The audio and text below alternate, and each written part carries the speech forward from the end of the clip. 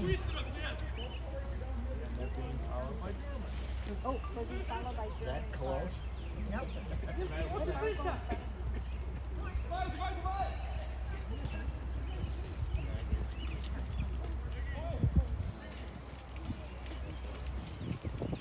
Новую позицию!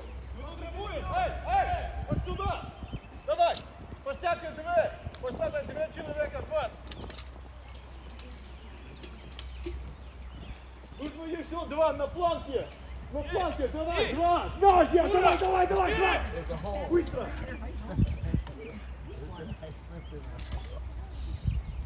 Ты! Ты! На фланге! На фланге! Быстро!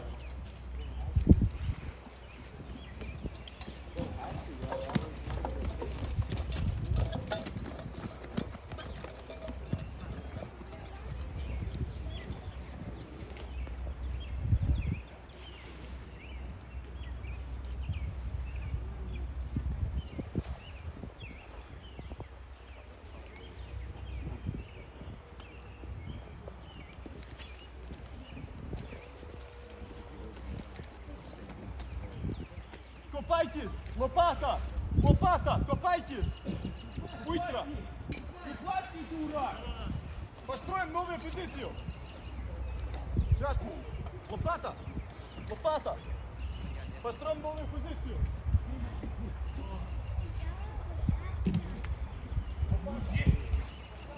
Лопатки!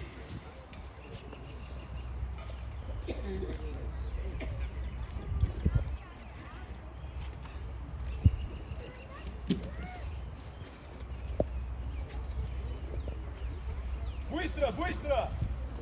Копайтесь! Быстро, блядь! Нахуя? Что это, блядь?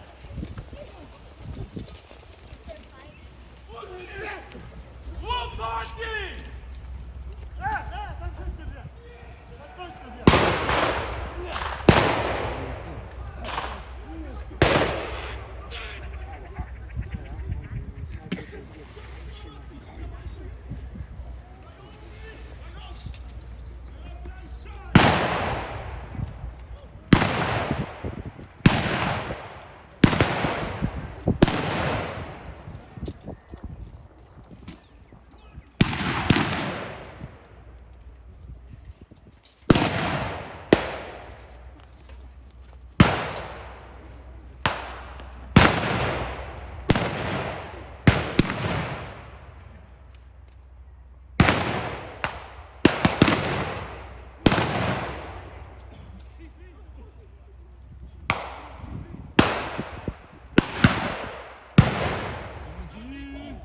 Держи!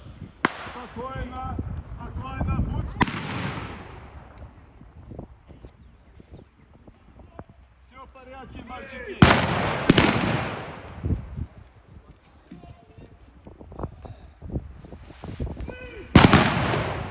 Не страшно! Ничего, ничего, товарищи!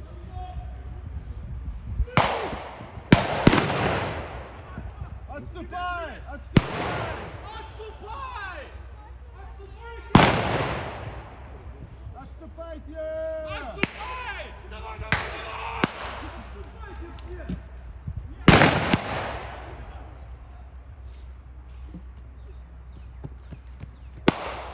Ложись! Ложись! Не-не-не! Ну, пошла! Пошла! За деревой! За мной, за мной! Ложись! Нам нужно стрелять, блядь!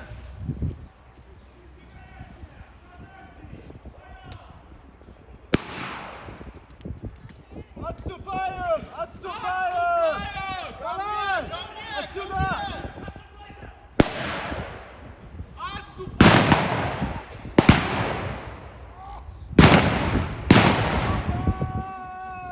Быстро, быстро! Быстро!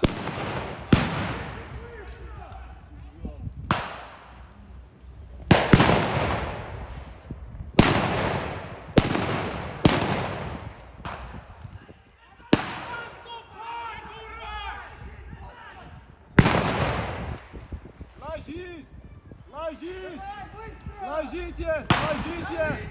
На землю! На землю ложитесь!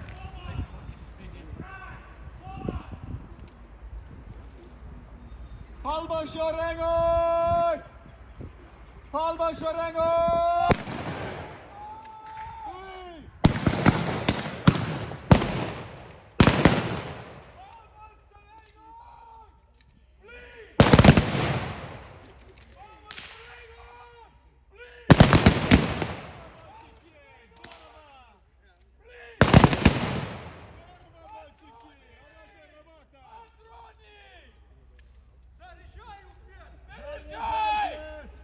Заряжайтесь, пулемет!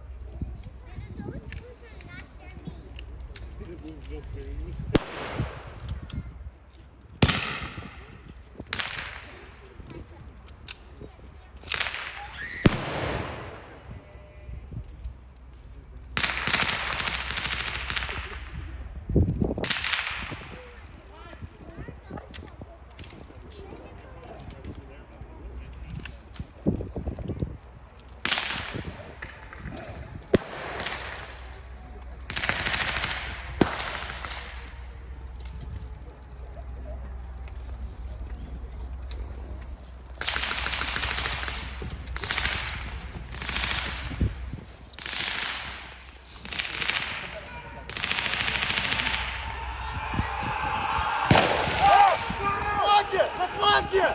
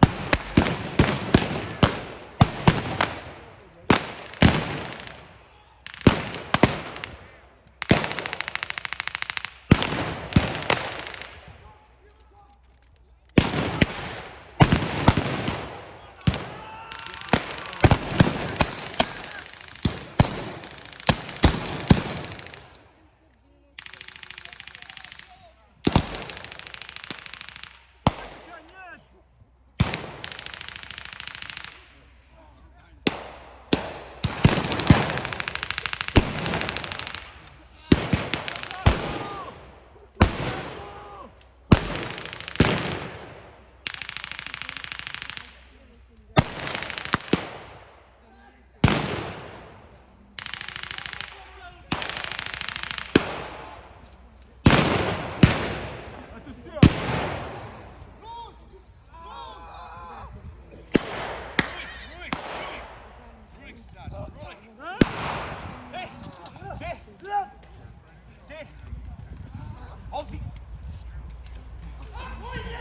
Не стреляйте! Не стреляйте!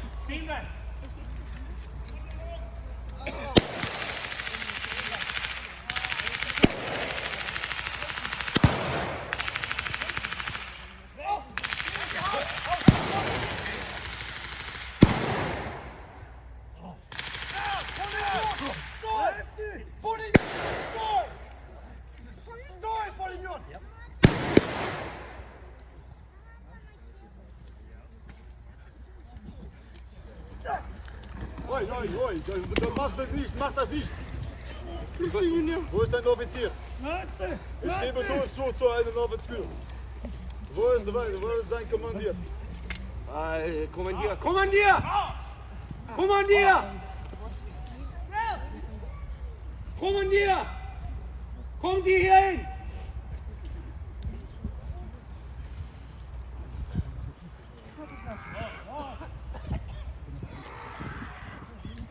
Kommandier! Was ist da los? Wir haben die Justiz, Kommandier!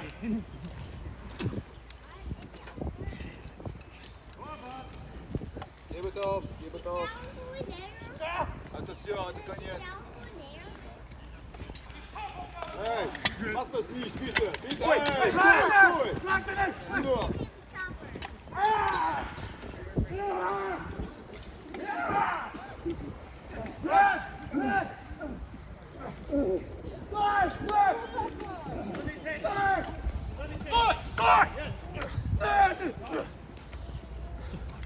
Kommandier, jetzt haben die hier vorne. Das kannst du zeigen. Mach das auch. Mach das auch und zeigen die Welt. Oh. Anna.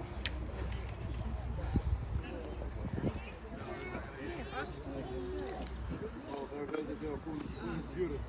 Wohin? Wo? Wo gehen wir? Wo führen wir? Komm her!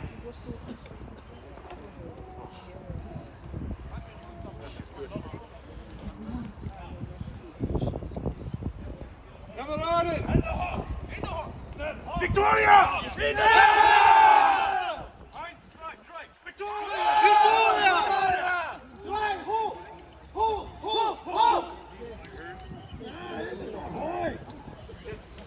Die Papagalu boy! Собаки, смерть!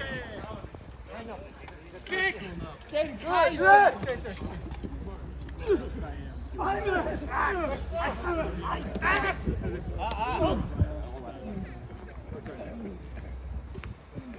can stand there if you want to talk about it. I'm not the. Nein!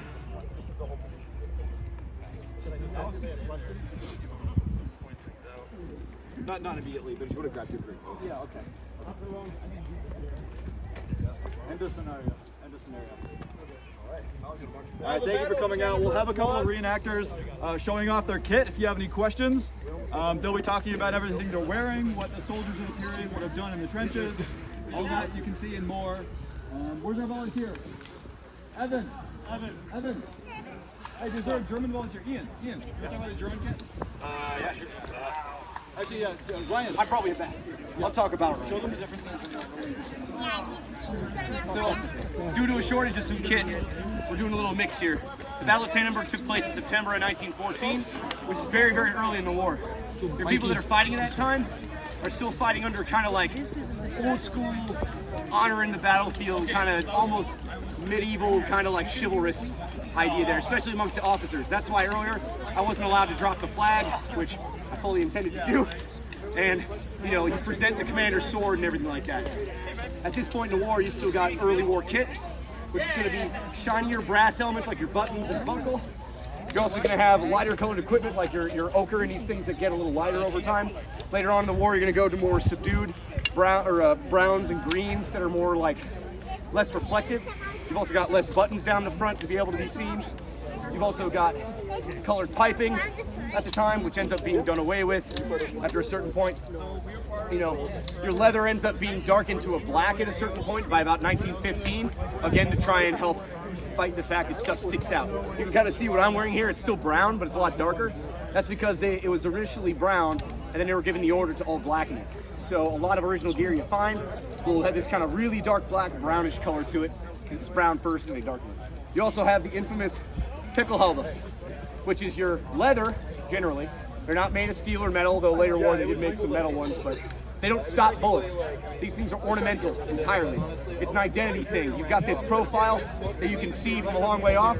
You can definitely identify fellow Germans in the field with it. And it's more of an identification thing than it is for, you know, anything other than presentation. But they're made of leather. As the war goes on, they go to ersatz materials like felt. Even you have pressed paper that's been lacquered and made waterproof, kinda. And they've all got these brass plates, which we've covered, because as the war goes on, we find out the nice shiny brass on these things kind of makes you a target. But normally you've got a big brass eagle for whatever unit you're with. It's marked out. You find those all over the place. And you've also got, early in, you've got more identifying features. Like the total, this is your color and stuff. It's based on your company you're at within your battalion. So early in the war, you can identify a guy's unit very easily just by looking at their uniform.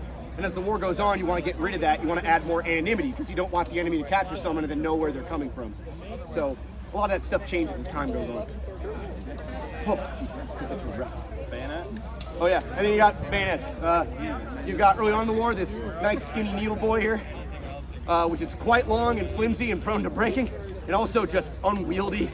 And then you get the slightly shorter butcher blade that everybody knows and loves. little bit of comparison there. And then you get also even shorter ersatz bayonets for your carbines, like you've got here. Oh no, I'm sorry, it's a normal one.